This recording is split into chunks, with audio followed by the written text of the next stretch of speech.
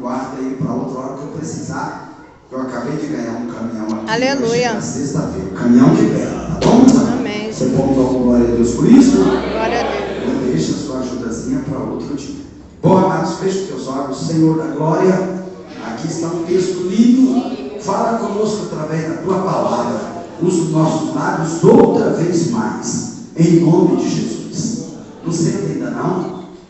Hoje eu coloquei lá no grupo um títulozinho que o Senhor me deu nessa palavra. Você não vai encontrar isso em lugar nenhum, mas eu coloquei uma palavra que de repente alguns podem não ter entendido. Eu coloquei assim, ó, êxtase, mas sem entendimento nenhum. Êxtase é um momento de alegria. É um momento, por exemplo, que você vive um milagre, você está alegre. Então repita comigo: alegria. Alegria. Deixa eu falar, eu preciso ir. Eu o quê? Alegria, mas sem entendimento. Agora podem. Alegria, mas sem entendimento. Com os vossos assentos. Êxtase, mas sem entendimento nenhum. Não sabe nem por que está alegre. Não sabe nem por que está alegre. Mas não é nós não. Fica tranquilo que eu vou mostrar para vocês dentro do texto. Amém? Nós lemos um texto chamado, fica com a sua Bíblia aberta, então eu também não vou sair dele não. Nós lemos um texto, o subtítulo dele é a transfiguração. Amém? Aí fomos até o versículo 45 e tem um outro subtítulo, a cura de um jovem lunático. Vamos começar pela transfiguração. Amém? Esse texto da transfiguração é um texto que traz para nós, presbítero Rômulo, 3 tipos de comportamento espiritual. 3 tipos de comportamento espiritual. E esses comportamentos espirituais, onde tem eu fiquei muito feliz quando eu subir a escada aqui. Esses 3 comportamentos espirituais, eles são bem diferentes, bem distintos assim, um do outro. O primeiro comportamento espiritual que a gente vê aqui, o primeiro deles, é a postura de Pedro, Tiago e João. É a postura desses homens. Por que, pastor, a postura desses homens? Eles sobem o monte. Pedro, Tiago e João, a postura deles é que sobe o monte da transfiguração com Jesus. Então eu chamaria o comportamento de Pedro, Tiago e João um comportamento espiritual assim, ó. A espiritualidade do monte. Repitam comigo. A espiritualidade do monte. Faz sentido? Jesus chama eles para ir para o monte. Sim ou não? Então a espiritualidade do monte. Está lá Pedro, Tiago e João. O segundo comportamento, a segunda espiritualidade que eu falei que três comportamentos espirituais diferentes. A segunda espiritualidade é quantos discípulos Jesus tinha? 12. 3 estão no monte. Aí nós vemos, ó, a cura de um jovem lunático. E quando Jesus volta do monte, escutem, para vocês entenderem o outro comportamento. Quando Jesus volta desce do monte, tem um pai de um menino que provavelmente tinha epilepsia. A Bíblia fala que ele fumava. Que o pai pede os discípulos para orar. E ele era endemoniado e os discípulos não conseguem expulsar o demônio. Então escuta. 3 discípulos estão no monte. Mas vocês concordam comigo que 9 ficaram no vale, no pé do monte? Vocês concordam sim ou não? Porque quando Jesus desce, está lá e o pai reclama. Então escuta. Se os 3, Pedro, Tiago e João, é a espiritualidade do monte, os 9, vocês me permitem chamar a espiritualidade do vale. Não pergunta onde que eu arrumei isso, o Espírito Santo que deu. Repita comigo: espiritualidade do vale. Espiritualidade do vale. Doideira, mas amém. Aí agora é o terceiro grupo. Então eu já falei dos discípulos que estavam com Jesus, espiritualidade do monte. Mas eu já falei também dos discípulos que não subiram no monte, ficaram no vale. E eu chamei de espiritualidade do vale. Amém? Aí o terceiro grupo é o grupo de Jesus.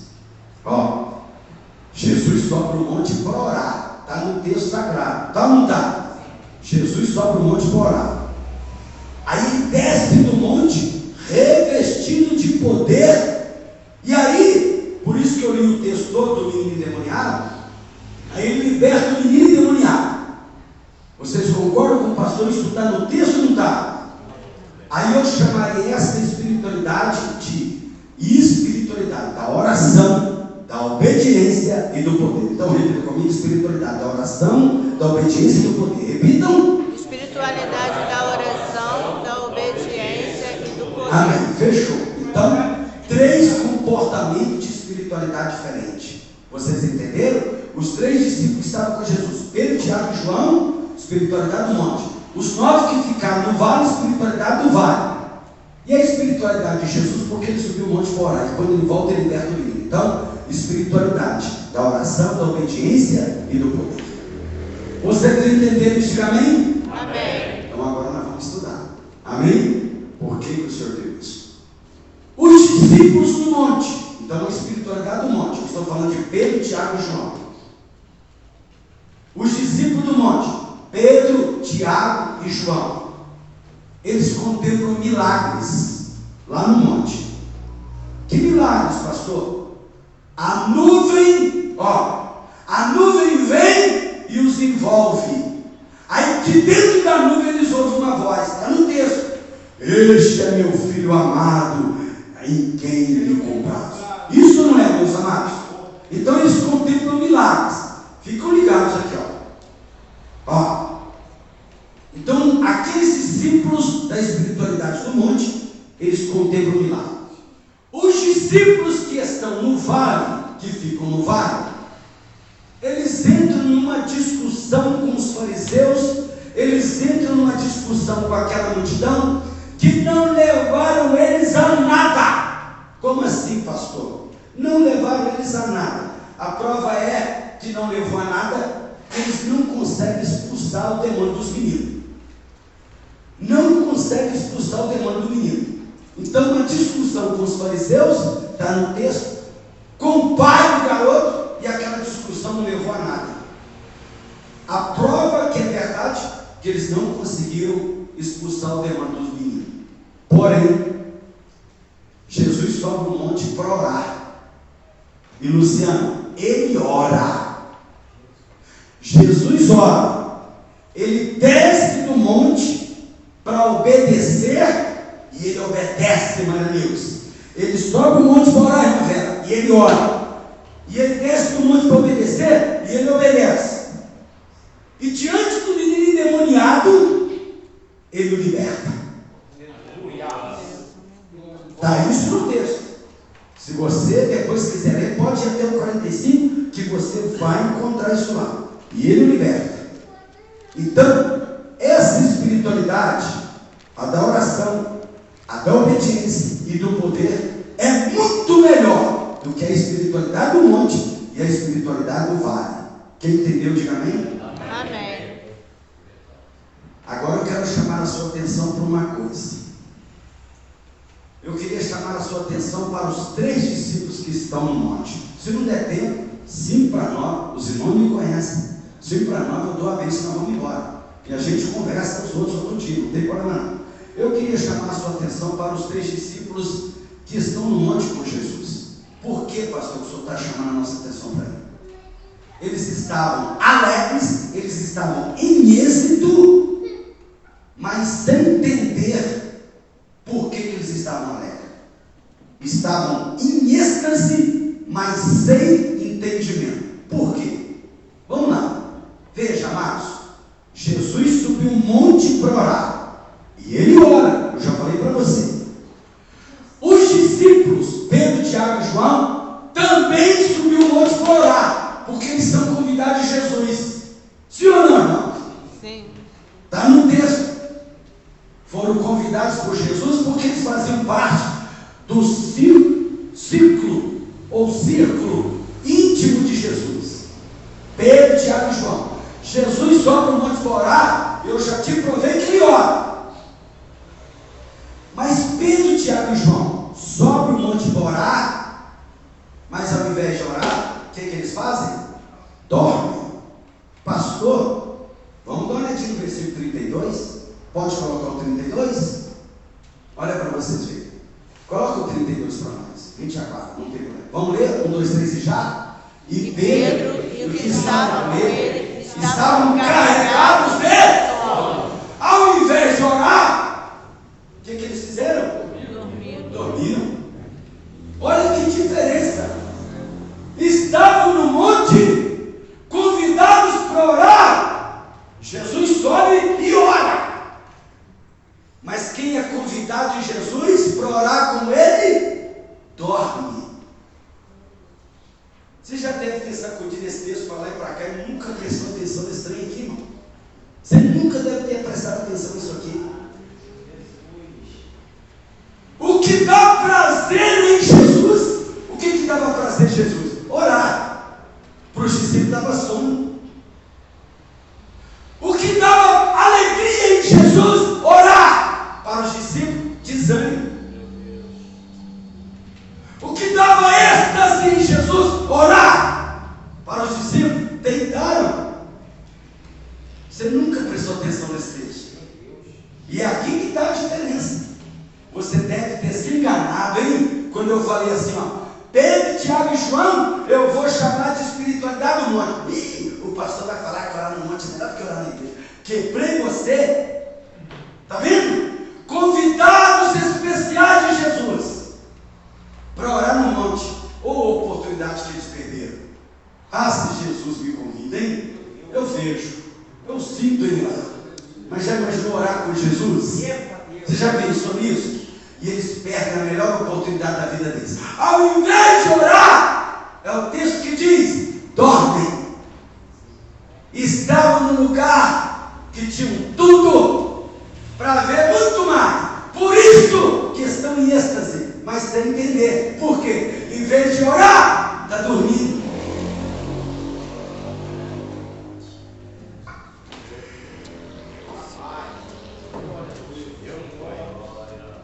Aquilo que traz ânimo para Jesus, orar, traz desânimo para os discípulos.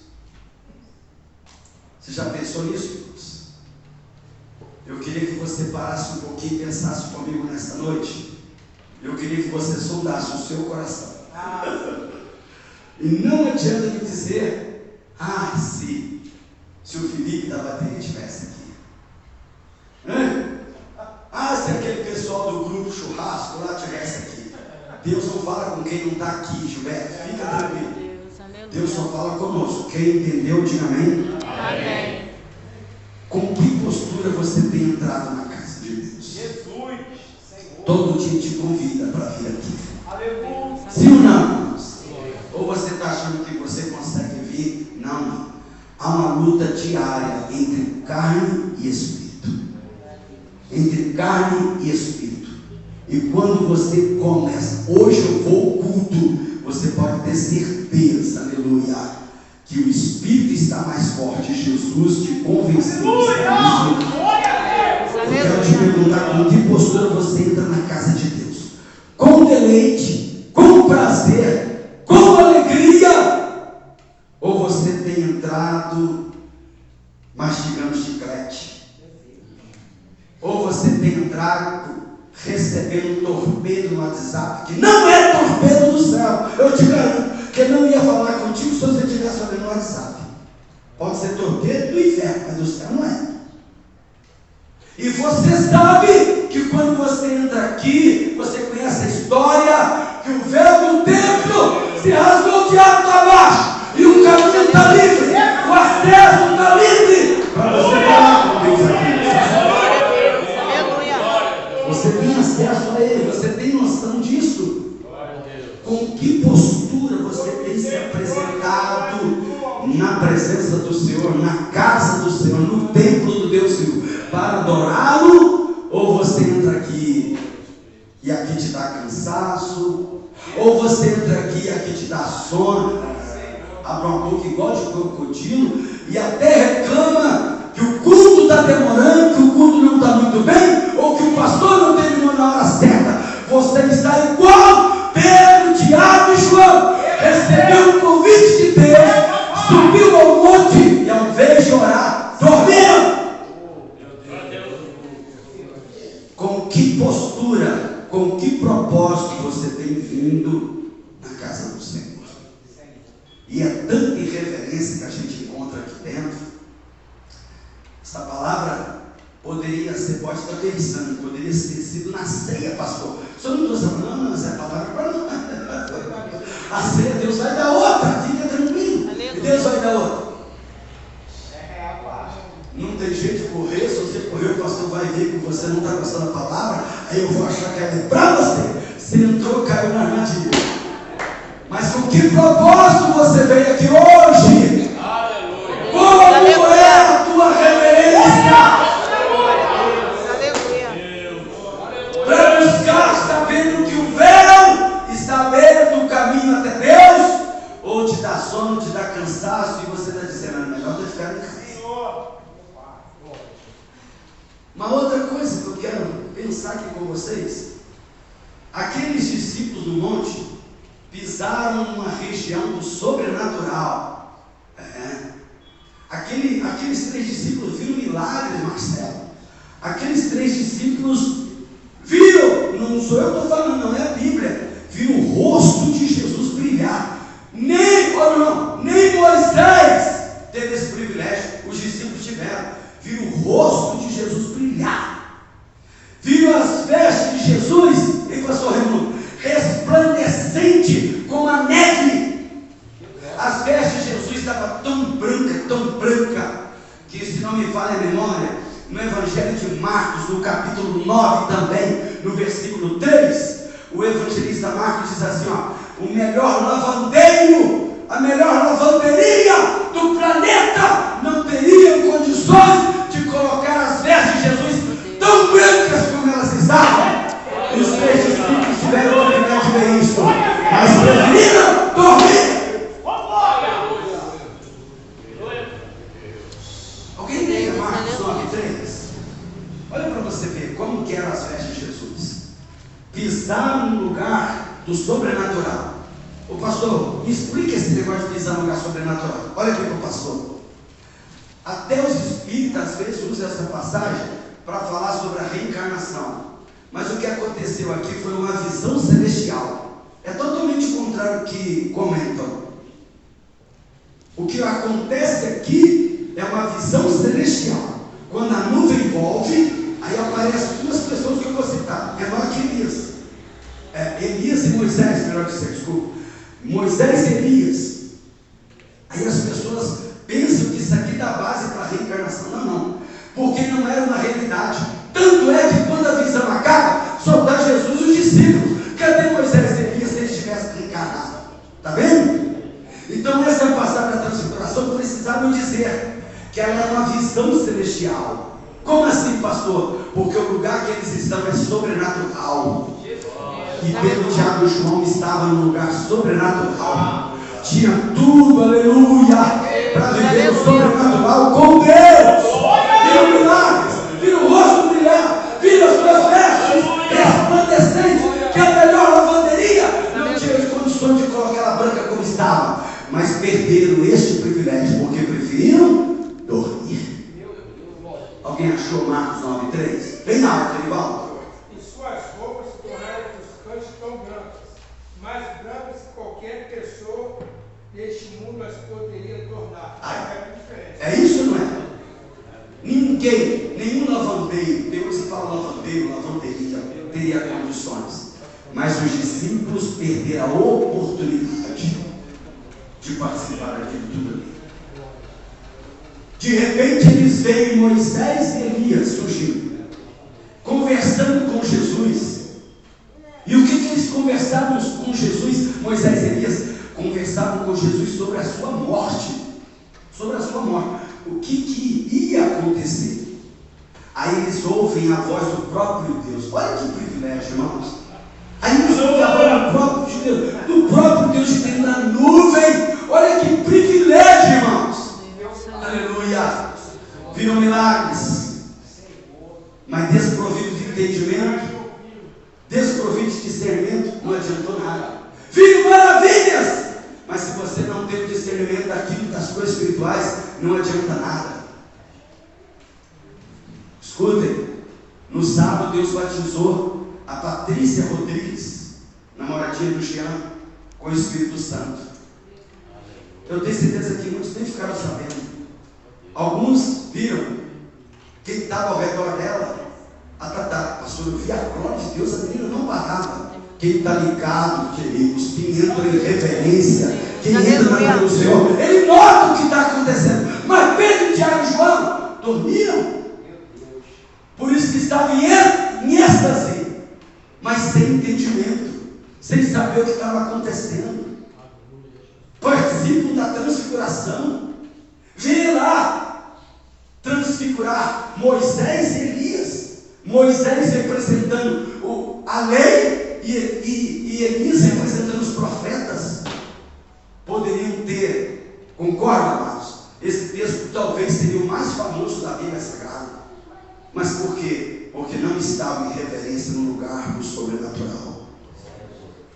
Não estavam. Isso aqui para nós é emblemático. Como assim, pastor? Que sirva de exemplo. Por quê, pastor? Porque nós estamos vivendo uma geração, irmãos, que só quer viver milagres. Eu te provo. Nós temos uma oração todo mês, a primeira semana. Todo mês, a primeira semana do mês, a primeira semana cheia. Eu já vi muita gente vir aqui pedir emprego, orar a semana inteira, orava no outro mês, Deus deu um emprego. E eu sei a hora que ele pega no trabalho, nunca mais voltou para orar com a gente. Só quer um milagre, não quer compromisso com Deus que abre porta. É a geração que nós estamos vivendo.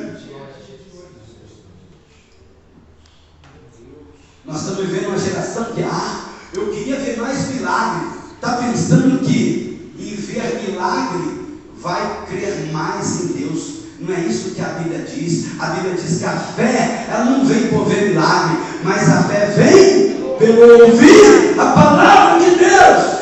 Não é por ver milagre, mas a geração que nós estamos vivendo está pensando que se tivesse mais milagre, teria mais fé. Não adianta, vai ter mais milagre. E a fé vai continuar minguada, porque o que aumenta a fé é receber a palavra de Deus.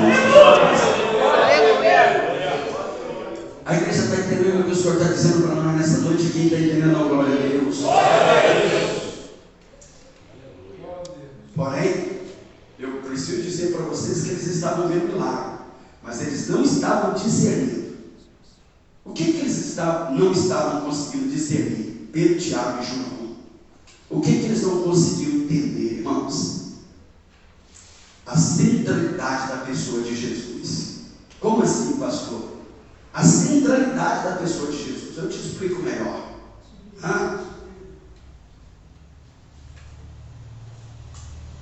Olha para vocês verem como é que eles não estavam entendendo. E eu te provo isso. Eles não estavam entendendo a importância de Jesus. Pedro é uma bênção. Por que ele não estava entendendo? Vou te provar biblicamente. Tem alguns versículos, tem um versículo mais à frente, ele fala: Senhor, eu vou propor um negócio aqui. Vamos fazer uma tenda. Ele nem se importou que ele, mas os dois amigos dele ficassem no relento. Vamos fazer uma tenda para ti, falando para Jesus. Vamos fazer uma para Moisés, vamos fazer uma para Elias. Não está entendendo nada. Perdeu o tempo de ficar com a boca calada. Falou besteira, se você me permite. Desculpa usar essa palavra. Mas pastor, mas por que o senhor está classificando desse jeito? Quando ele fala, vamos fazer uma tenda para ti, Jesus, vamos fazer uma para Elias, uma para Moisés, ele está equiparando Jesus no mesmo nível de Moisés e Elias. Mesmo nível humano que ele, Moisés e Elias, com todo respeito, foram grandes homens de Deus. E Pedro está querendo comparar Jesus a apenas um grande homem. Monique, Mabel, ele foi muito mais do que um grande homem. Aleluia. Olha como é que está sem discernimento Pedro, aleluia. Ele foi muito mais do que um grande homem, pastor. Ele é o próprio Deus. E Pedro não tinha entendido isso ainda. Então não entende a centralidade de Jesus. Quem era Jesus? Na presença de quem ele estava. Ele é o único. Ele é o Salvador da humanidade. Ele é capaz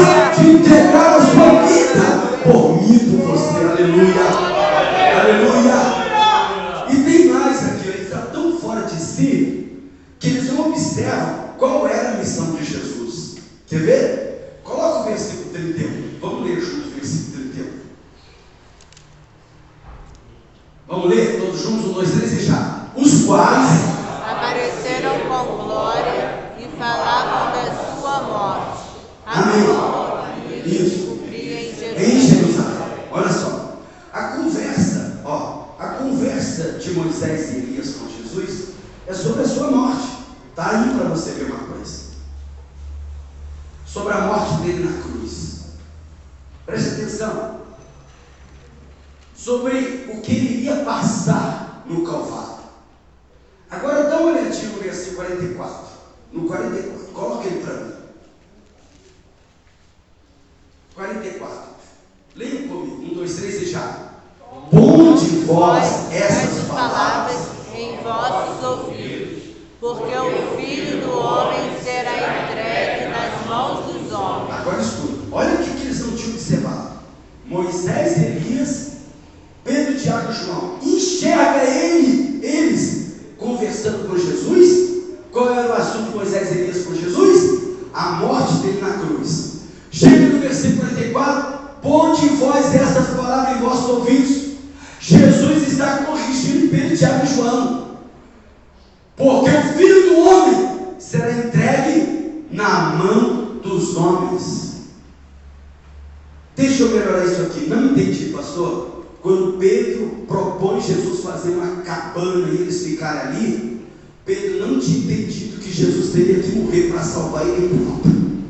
Como é que ele quer tirar a centralidade da missão de Jesus? Qual era a missão de Jesus? Salvar a mim, salvar você, salvar Pedro, Tiago e João, salvar aqueles discípulos que estavam no vale, salvar todos a quem ele pudesse alcançar e aceitá-lo como seu Salvador.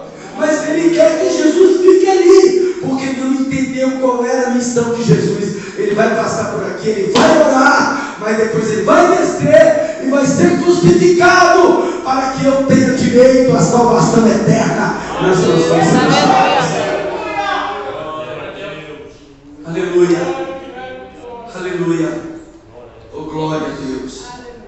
Aleluia. Aí Jesus desce, irmãos.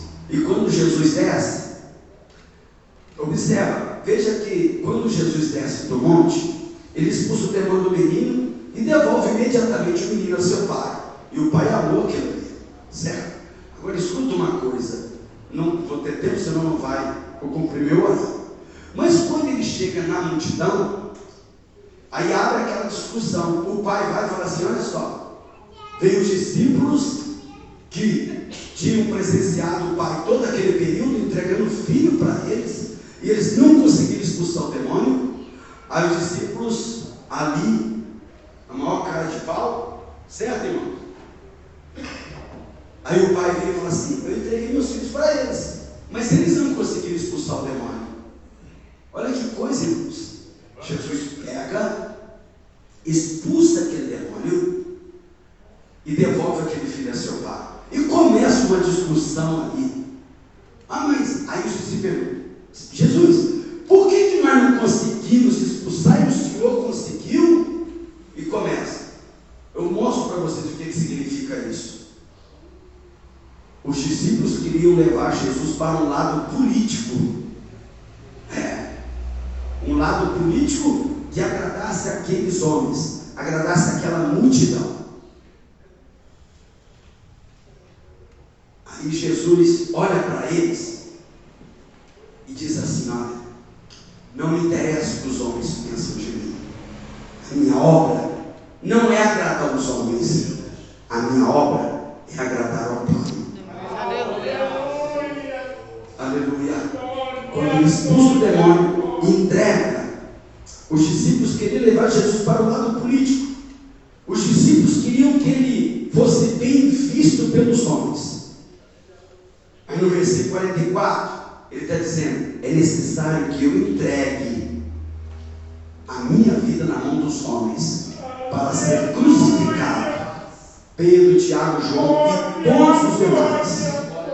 Ele está dizendo: eu não vim para fazer a vontade dos políticos, eu não vim para fazer a vontade dos fariseus, eu vim para que eles que creem em mim tenham uma vida eterna. Eu vim para livrar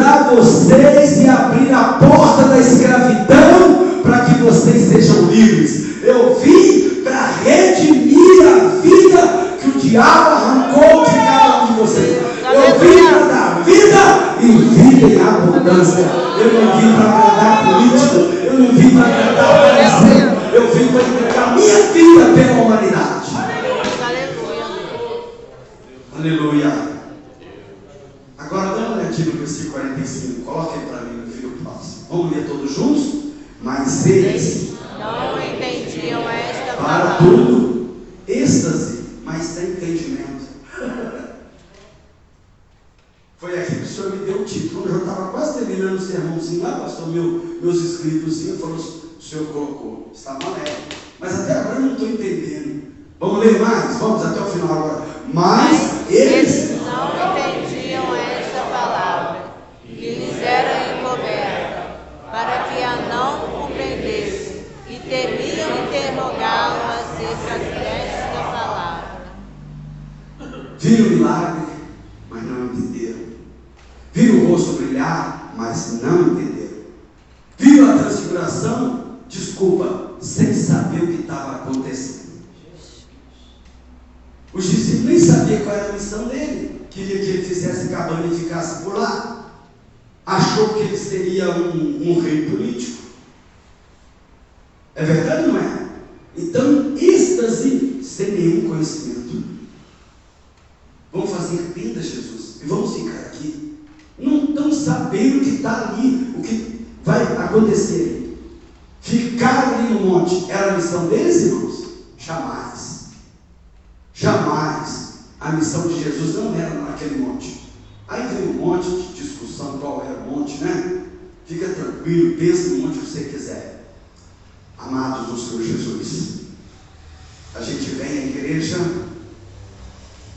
e aqui você canta, aqui você recebe uma palavra simples como essa, mas que te alimenta. Aqui você ora em mansidão. Aqui a gente ora como nós fizemos hoje, quando nós chegamos no culto. Aqui você chora. Quantos choraram aqui na festividade? Eu olhava os rostinhos assim, ó, naquele sermão do pastor Alexandre Sudré, um monte de gente chorando, a Vivi ministrando, um monte de gente chorando. Aqui você recebe a palavra, aqui você chora, aqui você ora.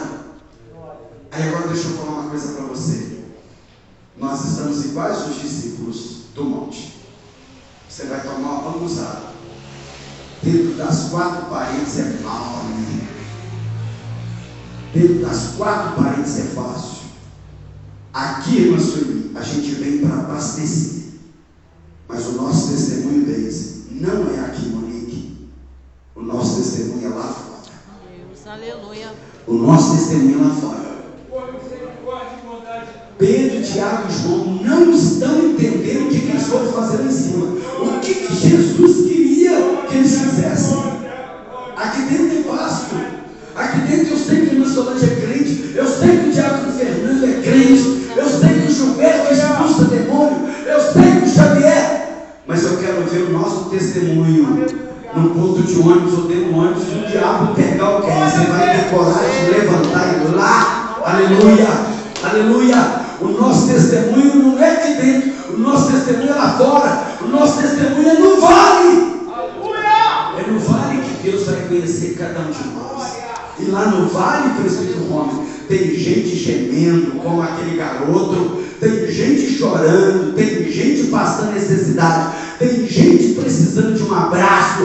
Lá no vale tem gente gemendo, tem gente reclamando, tem gente à procura de um Deus. E nós aqui dentro abastecemos. Mas o que nós estamos fazendo lá fora? Já depois a gente começa a pensar. Aleluia! Aleluia! Oh, glória a Deus! Lá fora tem gente sangrando, precisando de ajuda. Aqueles discípulos, Pedro, Tiago e João, foram para se abastecerem. Tudo bem que recusar. Qual é a nossa missão quando nós viemos a um culto como este? O que você veio fazer aqui hoje? Se abastecer, não é? A palavra alimenta, a palavra aumenta a nossa fé.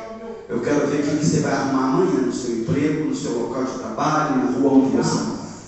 Aleluia. Oh, glória a Deus. Aleluia. Lá no e presbítero Valdemar, tem gente endemoniada, que está precisando de uma pessoa igual Jesus, que está cheio, que subiu um monte para orar, aleluia, aleluia. Aqui é necessário vir, diácono Fernando, mas aqui é necessário sair e atender a quem precisa. É necessário vir à igreja sim, mas também é necessário sair. Não faz tenda como Pedro queria fazer, larga a tenda, porque é preciso vir, mas mais necessário é sair. É lá fora que nós temos Aleluia. Fica de pé comigo, é necessário vir à igreja, mas mais necessário é sair daqui. Aleluia, Jesus. Deus, aleluia. Você quer ver uma outra coisa aqui? Que eles não estavam entendendo nada. Não estavam entendendo nada. Eles ouviram a voz de Deus, ouviram no meio da nuvem. Ouviram ou não ouviram? Aí, segundo, acho que é o Evangelho de Marcos. Não, Mateus, se não me falha a memória, que transmite o mesmo texto da transfiguração. Mateus 17, versículo 6, eu li. Quando eles ouvem a voz de Deus, olha para você ver quando a gente não está no centro da vontade de Deus, o negócio é tudo esquisito. Eles ouviram a voz de Deus e a Bíblia diz que eles caíram de bruços com medo. Irmão, quem está no centro da vontade de Deus, se eu ouço a voz de Deus, meu irmão, eu vou pular, vou plantar bananeira, eu vou sair pregando. Agora, quem, Tiago e João, vê Deus manifestar no meio da nuvem, eles caem de bruços com medo. Coloque para mim, meu filho, Mateus 17. Eu li esse texto hoje, eu tenho quase certeza. Se não for o 6 ou o 7. Mateus 17, 6, joga no 6. Aí, vamos lá. Ih, Jesus de Nazaré. Vamos ler todos juntos, 1, 2, 3.